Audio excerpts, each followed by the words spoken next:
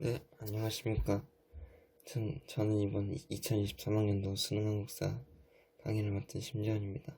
오늘은 삼국시대에 대해서 알아보도록 하겠습니다. 자, 우선 처음으로 삼국시대의 성립부터 보자면, 우선 건국은 주몽이 졸본에서 건국을 했고요. 기원전 37년에. 두 번째로는 오부족 연맹체로 시작을 했습니다. 그리고 고구려는 태조왕 때에 대해서 옥저를 정복을 했고요. 고국천왕 때는 오부에 있는 연맹체를 중앙귀족으로 개편을 했습니다. 그리고 세금제도인 진대법을 시행을 했습니다. 다음으로 백제는 건국은 주몽의 아들인 온조가 건국을 했고요. 기원전 18년에. 그리고 고이왕 때 한강 유역을 장악을 하고 관등제를 정비를 합니다.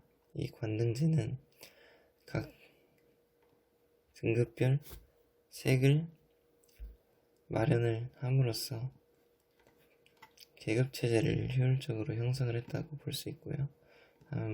다음으로 신라는 건국은 박혁거세가 기원전 57년에 건국을 했고요. 박씨, 석씨, 김씨가 교대로 왕위 세습을 초기 때는 했습니다. 그리고 가야는 건국을 우선 변환의 소국으로 출마를 했고 김해 금관가야가 처음에 주도를 했습니다. 그리고 철을 생산을 해서 낙랑군과 외등에 수출을 했습니다. 자, 그리고 이 4세기 때 돼서는 백제가 전성기를 맞이하는데 우선 근초고왕 때는 마한을 정복을 했고요. 평양성에서 구국 원왕을 전사를 시켰고 왕위의 부자 상속을 확립시켰습니다. 그리고 중국의 동진이랑 외 가야 등과 교류를 했고요. 그 다음에 침류왕 때는 동진으로부터 불교를 수용을 했습니다. 그 다음에 고구려는 미천왕 때 낙랑군을 정복을 했고요. 고국원왕 때 백제와의 전투 중에 평양성에서 전사를 했고요. 그리고 소수림왕 때 이 전진이라는 나라로부터 불교를 수용을 했고 율령을 반포하고 태학을 설립을 했습니다. 다음으로 신라는 내무랑 때 왕호를 이사금에서 마립간으로 변경을 했고요. 고구려군의 도움으로 외나라를 격퇴를 했습니다. 다음으로 가야는 고구려군의 공격으로 금관가야가 쇠퇴하는 모습을 보여줍니다.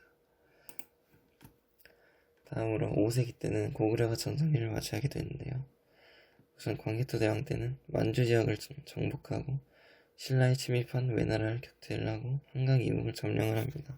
그리고 연호를 영락으로 제정을 했습니다. 장수왕 때는 남진 정책을 추진을 했고요. 수도를 국내성에서 평양으로 천도를 했고 백제에 쓰였던 한성을 점령하고 남한강 상류까지 진출합니다. 오늘 백제는 계로왕 때 이 한성을 점령함으로써 계로왕이 한성에서 전사를 했고요. 문주왕 때는 수도를 한성에서 웅진으로 천도를 합니다.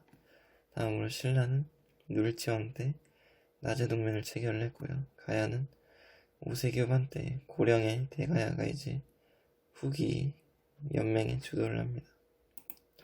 다음으로 6세기 때는 신라가 전성기를 맞이하게 되는데 우선 지정왕 때는 왕호를 이제 마립간에서 왕으로 변경을 하고요. 고를 신라로 변경을 하고 우상국을 울릉도에 있는 우상국을 정복을 합니다. 다음으로 버풍왕 때는 율령을 반포하고 2차돈으로부터 불교를 수용을 했고요.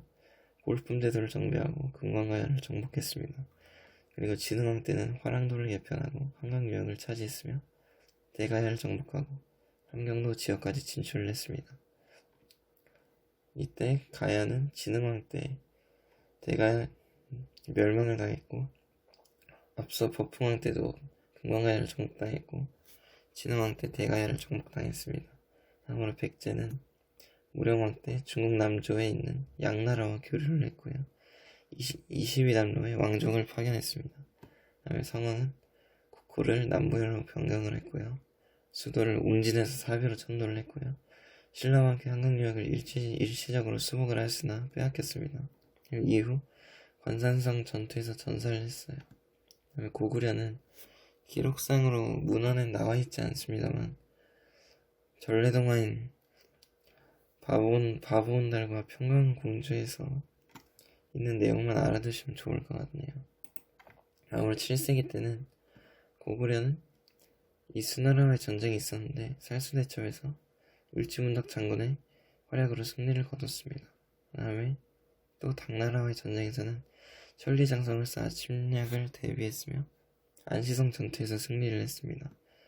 멸망은 나당연합군에 의해 멸망을 합니다. 이후 고구려 부흥운동을 하지만 실패를 했고요. 백제는 의자왕이 즉위를 했습니다. 이후 나당연합군의 침략으로 사비성을 함락당하면서 멸망을 했고요. 황산벌 전투에서 패배를 했습니다. 이후 부흥운동에서 외와 힘을 합쳐서 백강전투에서 나당연합군과 상대를 했지만 패배를 했고요. 부흥운동이 실패를 합니다. 이후 신라는 나당연합군을 조직을 해서 김춘추 당시 무열왕이 나당연합군을 조직을 했고요. 당과 손을 잡고 백제와 고구려를 멸망을 시켰습니다. 문무왕 때 멸망을 시켰고요. 그다음에 이제 당나라가 한반도에 야욕을 하면서 나당 전쟁이 시작이 됐고요. 이후 매소성과 기벌포 전투에서 승리를 하면서 삼국을 통일했습니다. 결론적으로 신라가 이겼다고 할 수 있죠. 근데 이 한계라는 이 당나라군을 끌어들이면서까지 전쟁을 했다는 게 일단 마이너스입니다. 이 4세대 때 백제의 영토를 한번 바라봐 주시면 평양으로 나아갔고 최대 전성기를 맞이했다고 볼 수 있습니다. 그다음에 고구려의 영토로는 거란, 후연, 동부영 같은 나라를 복속을 했을 뿐만 아니라 장수왕의 국내성에서 평양을 천도하면서 한성까지 먹으면서 상당히 전성기를 맞이했다고 볼 수 있습니다. 다음으로 신라의 영토로는 이 함경도까지 나아가면서 이 당항성을 통해서 교류를 했고요. 상당히 전성기를 맞이했다고 볼 수 있습니다. 자, 예시 문제를 한번 풀어볼게요. 가왕, 왕에 대한 설명으로 옳은 것은 3점짜리네요. 병부를 설치했다. 관리의 공목을 제정했다. 2차전 순결계획 불을 공연하였다. 금강가야를 평합하였다. 권원이라는 연호를 정하였다. 이 설명으로 봐서는 앞서 버풍왕이 이 업적을 이뤄냈기 때문에 버풍왕 때라고 할 수 있고요. 다음 보시죠. 율량 반포하였다. 정답 1번이고요. 중앙에 태학을 설립한 건 소수리왕 때, 관료전을 지급한 거는 이 신문왕 때 통일신라, 이시 22단로의 왕족을 파견한 거는 무령왕 때, 화랑도를 국가적인 조직으로 개편한 건 진흥왕 때임을 알 수 있습니다. 자, 이상으로 2023년도 수능목사의 발표를 마치도록 하겠습니다. 감사합니다.